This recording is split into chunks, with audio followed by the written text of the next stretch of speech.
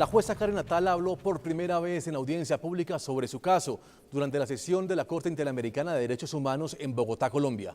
Relató los difíciles momentos que ha pasado lejos de sus hijas y pidió una condena ejemplar contra el Estado chileno por lo que considera una discriminación sexual en su contra. La Corte Interamericana también escuchó a los representantes del Estado chileno y a los peritos del proceso. La Corte Interamericana de Derechos Humanos dedicó un día y medio al caso Atala. La audiencia pública tuvo lugar en Bogotá, donde el tribunal adelanta el periodo 92 de sesiones ordinarias. Por primera vez fue público el relato de la jueza chilena, quien señaló que ha sido estigmatizada por sus preferencias sexuales. El haber sido estigmatizada dentro del Poder Judicial como la jueza lesbiana, cada vez que resuelve una causa, la prensa dice, la jueza lesbiana conoció tal caso, ya casi estoy pensando adoptar como nombre jueza lesbiana. Me duele mucho eso porque menoscaba mi condición profesional y mi condición de madre y de mujer. También relató los difíciles momentos que ha pasado lejos de sus 3 hijas. Lo que sufrimos todos, lo que sufren hasta el día de hoy mi hija más pequeña, la Brujita, no tiene ningún recuerdo de haber vivido conmigo, ni uno. No tiene en su memoria a su madre de cuando estuvo conmigo hasta sus 3 primeros años. La princesita tampoco tiene recuerdos de haber vivido conmigo, ni uno. La única que recuerda cómo era la vida familiar nuestra es la Brujita chica. Ese, para un niño que no recuerde cómo fue vivir con su mamá, es un dolor para ese niño, para esa niña, en el caso de mi hijo. Y su mamá no está muerta, su mamá está viva. Karen Atala pidió ante la Corte una condena ejemplar para el Estado chileno por lo que ella considera una discriminación.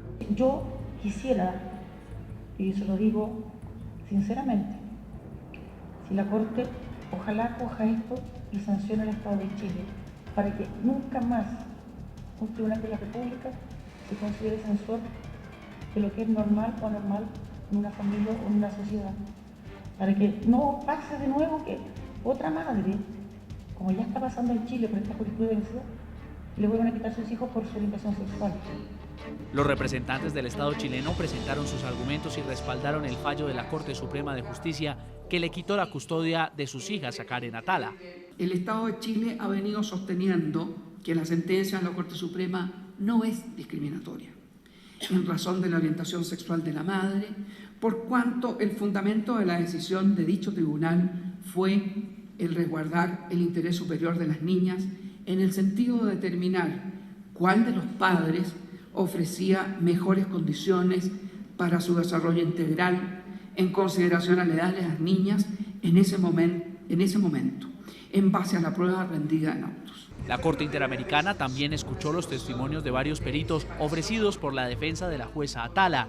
Los expertos indicaron que la homosexualidad no es impedimento para que las personas ejerzan su derecho a la paternidad o a la maternidad, como en este caso. En términos generales, sorprende que el hecho de que luego de una separación, el hecho de que uno de los dos padres haya tenido una relación homosexual sea un motivo para considerar que ha privilegiado sus intereses personales por sobre los intereses de los niños. Y a propósito del caso de la jueza Atala Rifo, nuestro subdirector Jefferson Beltrán logró entrevistar al presidente de la Corte Interamericana de Derechos Humanos, tribunal que en 4 meses tomará una decisión final frente a este proceso. El magistrado Diego García Sayán explicó cuáles serán los puntos que los jueces tomarán en cuenta para emitir el fallo. Vamos a pasar a otro tema y tiene que ver con un caso específico que la Corte Interamericana de Derechos Humanos está tratando en ese momento. Y tiene que ver con el caso de Atala Rifo, esta demanda que ella hizo ante la Comisión Interamericana de Derechos Humanos y que fue aceptada para que fuera estudiada por la Corte Interamericana. De ese proceso específicamente, magistrado, ¿qué ha adelantado la Corte Interamericana? ¿Qué conocimiento tienen ustedes de este caso específico que ya lleva cerca de 9 años? Bueno, podrá llevar X años, pero a la Corte de este caso ha llegado el año pasado, ¿no? Entonces, se han recibido lo que corresponde en esta fase del proceso, todas las piezas escritas a nivel de lo que es la contestación de la demanda por parte del Estado.